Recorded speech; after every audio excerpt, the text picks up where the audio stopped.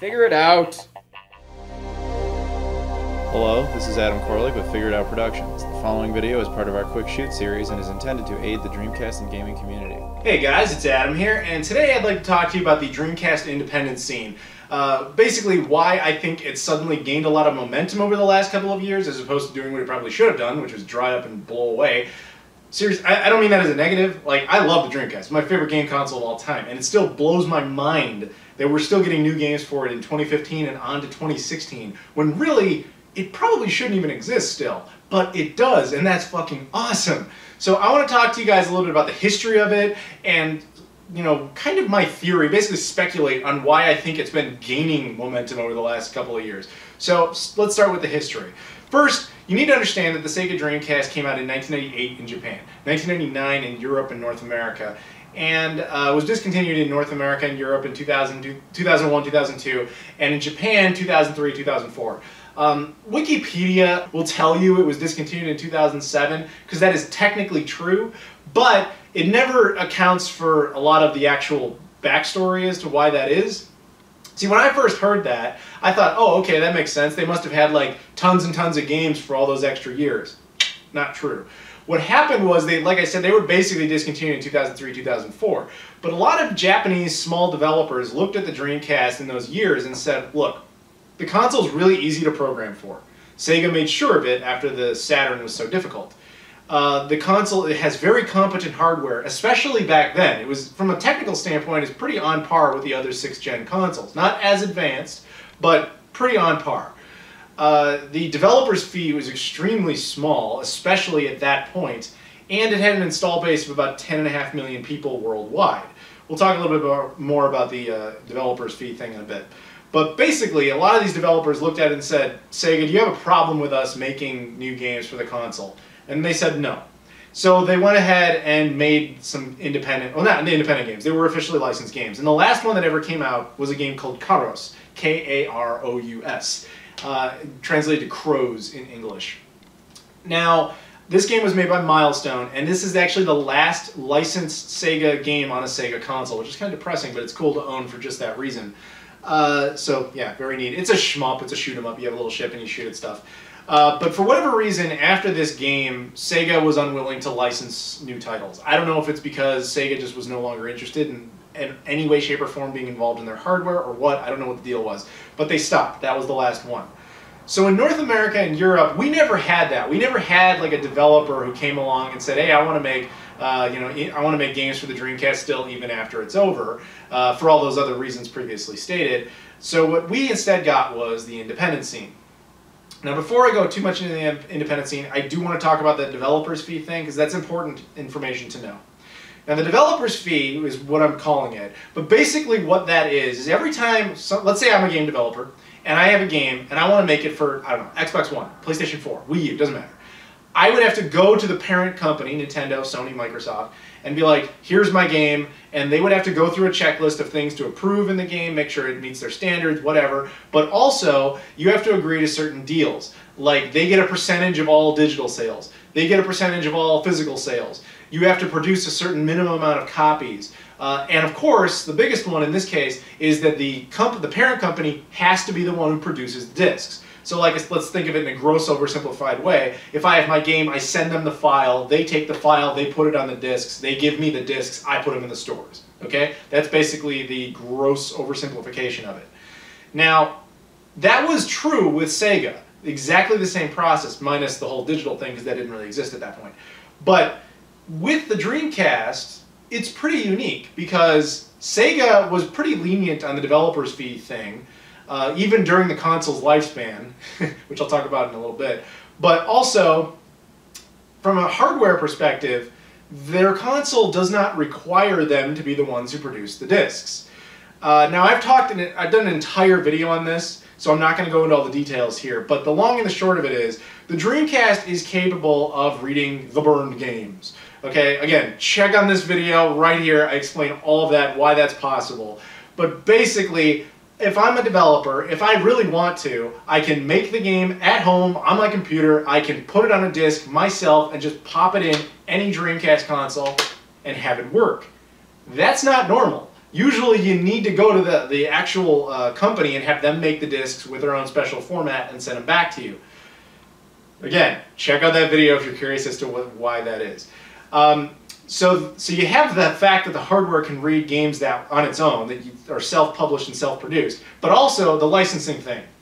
See, Sega, the parent company of the Dreamcast, does not give a fuck about this. They don't care if anyone makes independent games. They do not request any money from this. They also don't go after people. They don't try to sue anyone. They don't try to stop anybody from making games. And I know people will throw out the argument that, well, why would they care? You know, it's 2015, why would they go after people for the Dreamcast? They didn't go after them in 2003 when the independent scene movement started, and they didn't go after them in 2000 and 2001 when Bleem came around. Now, if you're not aware of what Bleem was a company that released basically a PlayStation emulator for the Dreamcast called Bleemcast. Now, there were 3 official releases. The idea was simple. You were going to take this disc, you were going to pop it in your console, the Dreamcast would read it, it would get to a certain point, and then until you take the disc out and you'd put in your actual PlayStation disc, stick that in, close the lid, and you'd play in that game. That was the concept. They wanted to do these big packs that would have like one disc that would make it compatible with like 400 games. That didn't end up working out. So instead they did one game at a time packs. And they only ended up completing 3 of them. Tekken 3, Metal Gear Solid, and Gran Turismo 2. Now, those 3 releases came out during the Dreamcast's commercial lifespan. Bleem was very on the record that they were expecting to get sued by Sega. They got sued by Sony a lot. They never lost to Sony, incidentally. They won every single court case. But they got sued into oblivion by them. But they kept expecting lawsuits from Sega. Sega never sued them. In fact, Sega's position was exactly the opposite. They couldn't officially back them, but their position was, oh, that's pretty cool. Because they understood that if those things were selling, then people were buying Dreamcasts. If people were buying Dreamcasts, then Sega was making money. So they didn't care about the developer's fee even back then. So they sure as fuck didn't care about the independent scene development fee and beyond, which is a big reason that the Dreamcast independent scene has been able to work, is because you don't require the parent company to make it, and the parent company doesn't try to stop you from making it, in addition to all those other little things I mentioned earlier. So that birthed the independent scene. And the first independent Dreamcast game was Feet of Fury.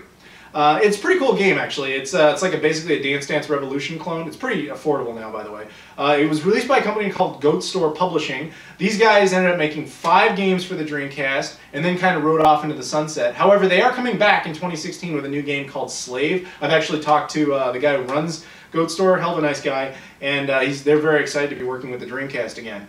But I do need to define this real quickly and clearly, I think. An independent Dreamcast game is different from what you might call a homebrew game. Prior to Feet of Fury, what we had was homebrews. That was when people were making their own games, but they would just distribute it as like an ISO. You'd download it, you'd burn it, you'd try it out. It wasn't necessarily legal. It also wasn't by any means official. These guys made a game from the ground up that they owned all the content for, and then they produced it onto discs that were made in factories on pressing machines, and they were packaged up and sold and distributed, hence the first independent Dreamcast scene release. Now, since they did that, there has been at least 1, if not 2 Dreamcast games released every year until 2011. 2011 was the darkest year of the Dreamcast. There were absolutely 0 releases that year. It sucked. And I remember even in 2003 thinking, yeah, this is the end. Like, this is cool that they're doing this, but there's no way this lasts for particularly long. There's just no way. It's ridiculous. I was blown away that it lasted until 2011, but when that happened and then we went through that dry spell, I think I actually said it in a video back then that I was pretty sure the Dreamcast scene was done. You could never have convinced me then, or even especially in 2003, that we would get all the way to the point of 2015 now, where we just released Pure Solar. This is a JRPG I just did a video on a few weeks ago at the time I make this one. This is the seventh brand new Dreamcast independent release this year. That's pretty significant. 7! Now I know if this console was the Wii U or the Xbox One or the PS4 and we only got 7 titles in a year, you'd be throwing yourself out a window with how bad that number of releases was. But for a console that came out that is nearly 20 years old, is getting up there, that's insane. For a console whose parent company gave up on it well over a decade ago, that's crazy. And it's just really very cool. So why Why did that happen? Why did we go from like 1 or 2 releases to suddenly 7? Now this is where we have to speculate, unfortunately, because there's no science behind this. There's no concrete reason for this. It's just my guess, and it's a bunch of different factors. One, I want to throw out there that the obvious. There are a lot more independent developers now than there used to be. Basically, there's a lot more people trying to make their own video games at homes on computers and distributing it through different mediums, whether it's Steam or the Nintendo eShop, Xbox Live, PlayStation Network, etc. There's just many more people in the game. So naturally, more of them are going to hit the Dreamcast as well. Is that the only reason? Hell no. I think a lot of people who would make games for the Dreamcast are people who are really into the whole retro type of thing. The Dreamcast has basically weathered that storm so long that it's cool again in that sense. It's kind of like, you know, the Super Nintendo was a few years ago, where it's just the cool game console to be picking up games for, and to actually be making games for it really helps it out. So I think there's some nostalgia aspect to it. There's also, I guess there's also, if you want to make a new game and you want to make it physically, because there's a lot of these independent developers are also people who really like their physical things, and I know just because I've talked to some of them, the Dreamcast is the perfect way to do it. Because unlike cartridge consoles, you don't have to like gather all the physical parts for a cartridge. A disc is really easy to make.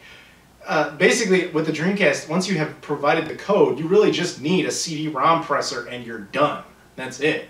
And that's pretty special. So it allows you to make physical editions of your game, which is pretty nice if you're someone, if you made this game, it's nice to be able to be like, this is my work. I'm holding my work, my art that I created.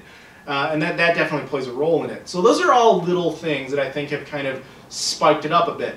But here, I think, is the one big reason why this has happened. The Dreamcast is unique in that every time a new game comes out for it, it gets press. Okay, so let me explain. If I'm an independent developer and I make a game for Steam, iOS, Android, Nintendo eShop, Xbox Live, PlayStation Network, whatever, that happens all the time. There's tons of games that are on those services that are collecting digital dust.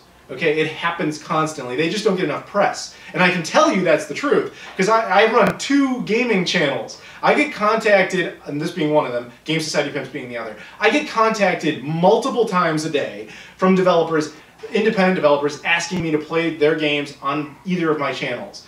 Now, I very rarely can do that, especially on this one, I really don't want to. But a lot of them will come to me and be like, you know, they want that because they want the advertising. Now, the thing with the Dreamcast is, if you make a Dreamcast game in 2015, you're going to get some press. You're going to get some social media attention. Because it's, even if it's not necessarily positive, you're going to get people like Kotaku will post an article like, there's a new Dreamcast game in 2015, what? You know, like they'll post all sorts of weird shit.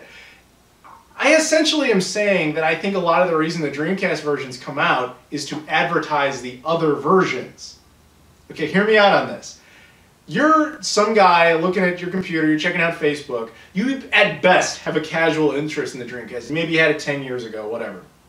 You look at this article and see, new Dreamcast game coming next year. You're like, what? You click on it, and then you're reading about the game. And you're thinking, okay, that game's actually kind of interesting. I would kind of be into that. I mean, I don't know a Dreamcast, I'm certainly not going to get one just for this, but it looks like it's also on Steam. It looks like it's on iOS, it looks like on Android, etc., etc., etc.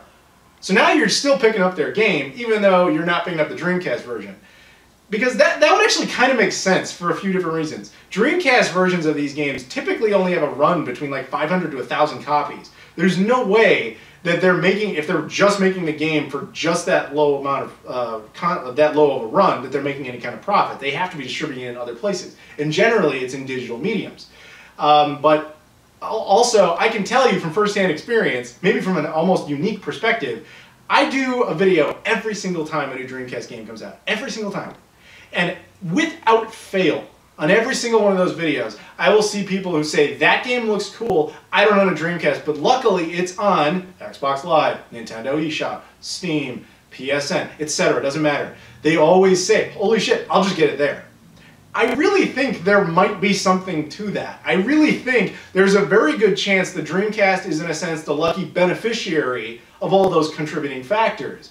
Of being able to make games without any sort of developer's fee, being able to self-publish and self-produce because of the mill CD exploit, being able to create basically publicity for the game, additional publicity, and of course just being like a physical media source that doesn't require anything special to produce. And of course it already has a large and rabid installed fan base, like people like me who definitely will do a video on your game if it's for the Dreamcast. I really think that's part of it. So tell me what you guys think.